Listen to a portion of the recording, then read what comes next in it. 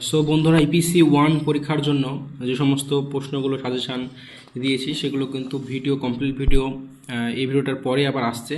তো তার আগে যেহেতু তোমরা পড়াশোনা শুরু করতে পারবে, যেহেতু এখানে কোনো ছুটি নেই, তো এই কারণে এখনই ভিডিওটা আমি আপলোড করে দিলাম। তোমরা একটু দেখে নিও কোন ধরনের কী কোশ্চেনগুলো পড়বে।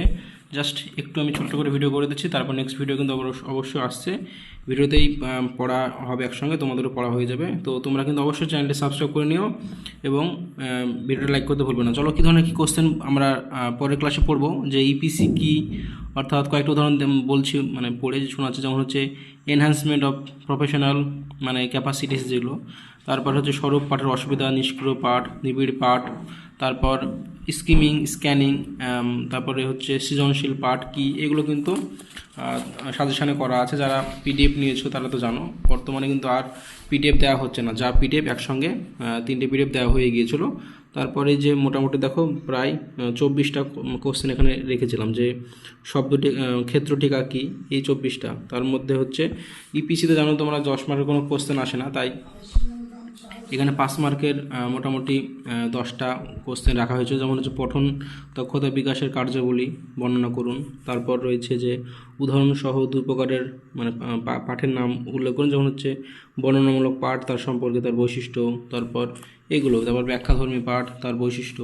তারপরে কোশ্চেন 3 নম্বর, যেমন অভিজ্ঞান মানে মানে মানে অধিজ্ঞানমূলক দক্ষতার বিকাশের জন্য যে কোনো 2টি কৌশল আলোচনা করুন। এই কোশ্চেনটা আমরা রাত্রে আলোচনা করব। তারপর হচ্ছে 4 নম্বর প্রশ্ন, যেটা যে পঠনের বিভিন্ন পর্যায়গুলি উদাহরণ সহযোগ আলোচনা করুন, এটাও রয়েছে।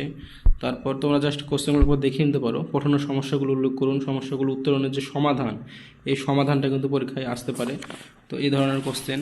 তারপর চলে আসছি যে 6 নম্বর, অস্বচ্ছ পাঠ এবং পুঙ্খানুপুঙ্খ পাঠ কী, তাদের মধ্যে যে পার্থক্য, এগুলো রয়েছে ভিডিওতে। তো অবশ্যই রাত্রে ভিডিওটা আসছে, তোমরা কিন্তু চ্যানেলটা সাবস্ক্রাইব করেই সঙ্গেই থাকবে। তারপর হচ্ছে পাঠ্যক্রম জুড়ে পঠনের গুরুত্ব আলোচনা করুন, এটাও তোমাদেরকে পড়তে হবে। আর 8 নম্বর প্রশ্ন, যে উদাহরণ সহ আদর্শ পাঠের বৈশিষ্ট্য, স্পষ্ট নির্ভর উচ্চারণ, মোটামুটি এগুলো সবগুলোই পরের ক্লাসে কিন্তু বিস্তারিতভাবে পড়া হবে। তোমাদের ক্লাসটা করলেই কিন্তু তোমাদের পড়া হয়ে যাবে একদম। সো এই যে 9 নম্বর প্রশ্ন, সব পঠনের উপযোগী শব্দ ভাণ্ডার বিকাশের 2টি কৌশল, এবং সর্বশেষ কোশ্চেন দেওয়া রয়েছে যে বর্ণনামূলক পাঠের 2টি দিক ব্যাখ্যা করুন। সো এই যে টোটাল 10টা প্রশ্ন, এই 10টা প্রশ্নই আমরা ভিডিওতে পড়বো, এবং তোমাদের ভিডিওটা 1 বার 2 বার 3 বার চাইলে পরপর দেখবা পরীক্ষার আগে, তাহলে কিন্তু তোমাদের কিন্তু পড়া হয়ে যাবে। তো অবশ্যই চ্যানেলটা সাবস্ক্রাইব করতে ভুলো না, আর লাইক কমেন্ট করে একটু সহযোগিতা করো, আর বন্ধুদের মাঝে ভিডিওটা শেয়ার করে দেবে। সো দেখা হচ্ছে পরবর্তী ভিডিওতে। ততক্ষণে অবশ্যই সকলে ভালো থাকো। Thank you.